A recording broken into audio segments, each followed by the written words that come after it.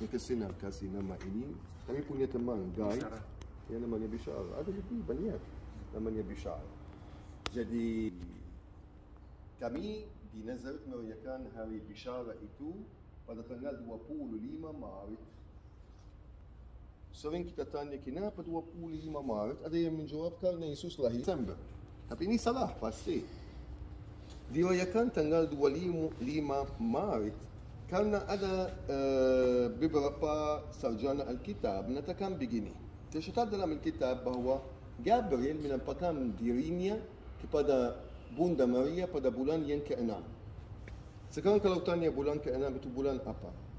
Juni. Itu bulan kami. Kalender sekarang. Tapi kalender Yahudi itu berbeda. Yahudi merayakan tahun baru mereka antara tanggal 15 September sampai tanggal 25 September. Tahun lalu 25 September. Berarti Oktober itu bulan pertama untuk Yahudi. Oktober, November, Desember, Maret. Jatuhnya persis 25 Maret. Jadi itu tercatat dalam Alkitab. Kita tidak memperhatikan kerana kita tahu tentang Yahudi, tentang kalender mereka, budaya mereka. Jadi dari April menghitung 9 bulan, April, Mei, Juni, Juli, Agustus, September, Oktober, November, Desember. Berarti kalau tidak boleh kita ragu tanggal kelahiran Tuhan Yesus. Tidak boleh kita bilang ya mungkin Desember, mungkin tidak. No, itu tercatat dalam Alkitab. Tapi kerana kita tidak mengerti. Desember, 25 Desember. Cuma perhitungan bulan Yahudi itu Maret. Kabar bahagianya itu disampaikan bulan Maret kan. Jadi waktu Yusuf memutuskan menambil Maria, menikah sama Maria, 9 bulan kemudian. Hamil 3 bulan. Pas. Enggak, di mana kita tahu itu 3 bulan? Tercatat juga bahawa Elizabeth, ada catatan juga dalam Alkitab bahawa Elizabeth sudah hamil 6 bulan. Dan dia tinggal dengan Elizabeth sampai Elizabeth melahirkan anaknya. Makanya kami bilang 3 bulan. 3 bulan di rumah Elizabeth. Pasti berdasarkan hamilnya Elizabeth juga. Jadi tercatat Elizabeth sudah hamil 6 bulan. Dan bulan-bulan terakhir pasti paling susah untuk perempuan. Berarti antara Yohanes sama Yesus itu bukan beda 6 selisih bulan. umur antara Yohanes 3 bulan. dan Yesus itu 6 bulan. Sebenarnya hari ini kita mau ke Sungai Yordan dan kita tahu bahawa Yesus mulai berkarya ketika berumur 30 tahun. 6 bulan ya. 30 tahun. Sering ada yang tanya, wow, selama 30 tahun Yesus tidak melakukan apa-apa, dia tidak di mana? tercatat apa-apa. Yesus di mana? Ya, Dari Yesus 12 di mana? sampai itu. Actually ada istilah ini di tanah ini dalam bahasa Inggris, the 30 hidden years of the life of Jesus. Ke-30 tahun tersembunyi dari kehidupan Yesus. Sebenarnya ini tidak tersembunyi, tetapi Yesus belum mulai berkarya. Bukan soal belum, tidak boleh juga. Berdasarkan hukum Yahudi, tradisi Yahudi, tidak boleh jadi rabi sebelum umur 30 tahun.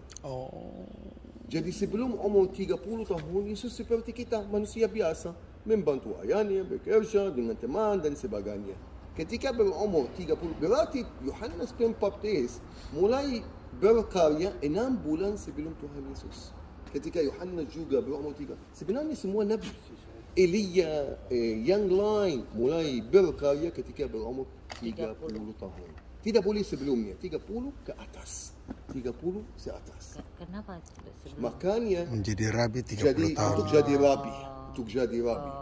Sejak umur 30 tahun, waktu dia berumur 30 tahun, dia dibaptis, berpuasa, baru mulai berkarya dengan mukjizat yang pertama yang terjadi di Kana yang di Galilea. Jadi jangan bingung, ya Yesus apa sebelum umur 30? Tidak ada. Tidak ada yang aneh. Ini hal yang biasa. Hal yang biasa yang harus banyak dilakukan. teori kan kalau dicari di internet itu, mereka itu banyak teori bilang Yesus itu udah pulang dari Mesir, tinggal di Nazaret. Nah, the missing years of Jesus. Ya, ada istilah dia ke ini. India, dia ke Tibet.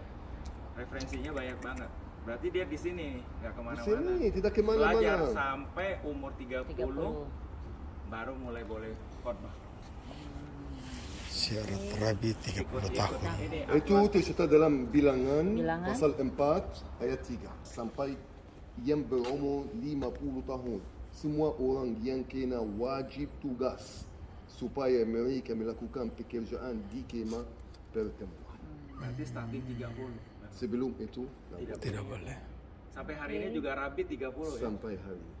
Tak bisa jadi rabi. Bisa belajar terus tapi sebelum 30 tidak boleh. Makanya tidak ada yang aneh. Jangan bilang ya Yesus ke sana, Yesus ke India. No. Yesus tetap di sini. Satu-satunya catatan mengenai Yesus waktu dia berumur 12 tahun. Itu saja yang tercatat. Bahawa Yesus berumur 12 tahun. Yang kita harus mengerti soal 12 tahun. Bar mitzvah. Sebenarnya di masa Tuhan Yesus anak laki-laki saja yang sekolah sejak umur 6 sampai umur 12.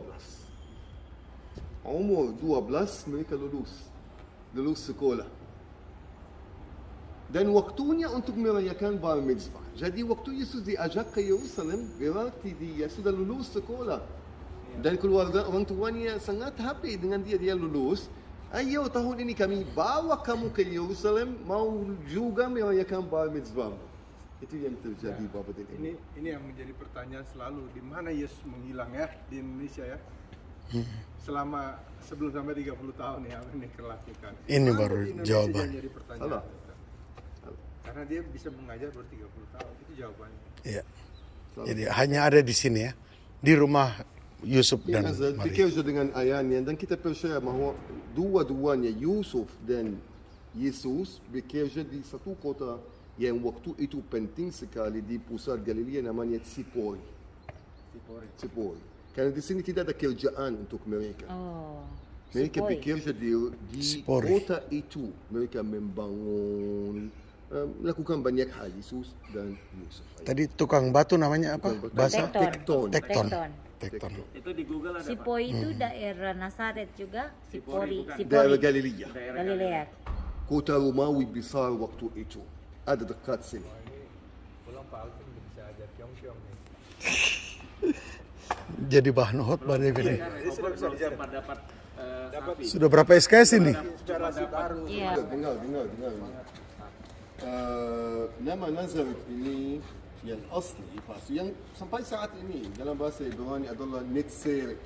Netzeret ya. Betul. Netzeret dari Netzer. Dan Netzer berarti tunas baru. Tunas baru. Itu nama Nazaret yang asli. Saya sudah bilang Nazaret itu tidak penting sama sekali. Tak pernah tercatat dalam Perjanjian Lama, tak pernah tercatat oleh Josephus Flavius, tak pernah tercatat dalam catatan kuno Yahudi seperti Mishnah, Talmud dan sebagainya. Jadi kalau kita tanya lagi, apakah tak pernah ada nama Nazaret dalam Perjanjian Lama? Ada satu ayat yang banyak bilang ini Nazaret. Ini nubuat tentang Tuhan Yesus. Itu Yesaya pasal 11 ayat 1 sampai ayat 3. Suatu tunas. Mama Itu pilih Netzer. Suatu tunas itu Netzer akan keluar dari tunggul Isai. Isai. Tunggul Isai itu apa? Bethlehem. Dan taruk yang akan tumbuh dari pangkalnya akan berbuah.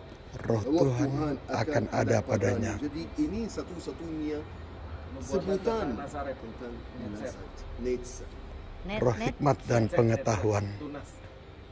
Roh pengenalan dan takut akan Tidak Tuhan. ada lagi. Ini yang selalu tentang 11 ya. Netzer yang kita bisa melihat sebentar.